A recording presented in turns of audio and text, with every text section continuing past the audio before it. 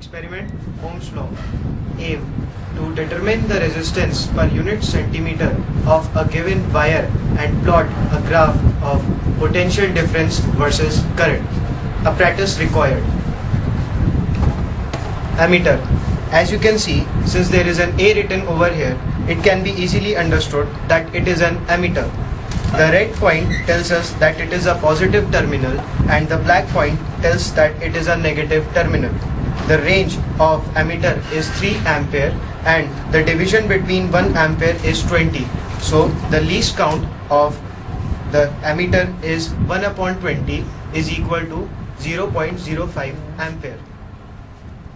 As here we can see written here V, which stands for voltmeter. Voltmeter is used to determine potential difference. Here is the magnet wire of length 50 centimeter. Its resistance is to be calculated. It is always connected in parallel with the voltmeter. The least count of voltmeter is 1 upon 20, that is 0.05 volts. And here are 3 divisions, then 3 volt. The battery consists of 2 dry cells, as you can see here, each of 1.5 volt. These are primary cells, which can be used only once. It is a rheostat, also known as potential divider. It is used to control the supply of battery, connected between the lower and upper ends. Manganese wire is wounded over the insulated cylinder, since its resistance does not change with change in temperature.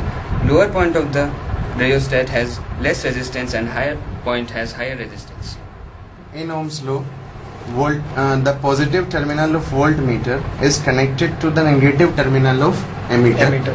Then positive terminal of ammeter is connected to key, one-way key. Then the second point of key is connected to the positive terminal of battery, and then the second terminal of battery is connected to the potential divider. The other end of potential divider is connected to the negative end of voltmeter.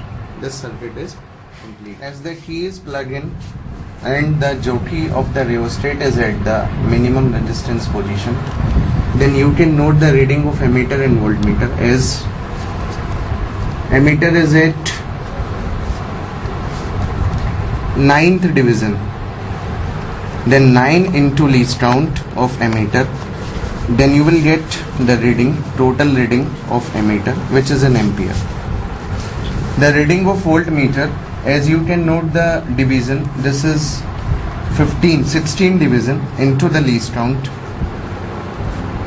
You will get the total reading in volts. Then by variation of this resistance, you can note the proper readings, and up to the reading become 0. Then by combining all the reading, you can draw the graph.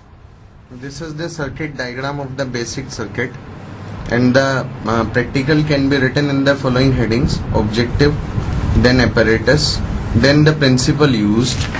Then you can plot the graph in which current is on y-axis, current is on y-axis and voltage is on x-axis. By taking the proper scale, the graph will be a straight line starting from the origin. This is the observation, and this is the observation table, which contain 3 columns: voltmeter reading, ammeter reading and resistance.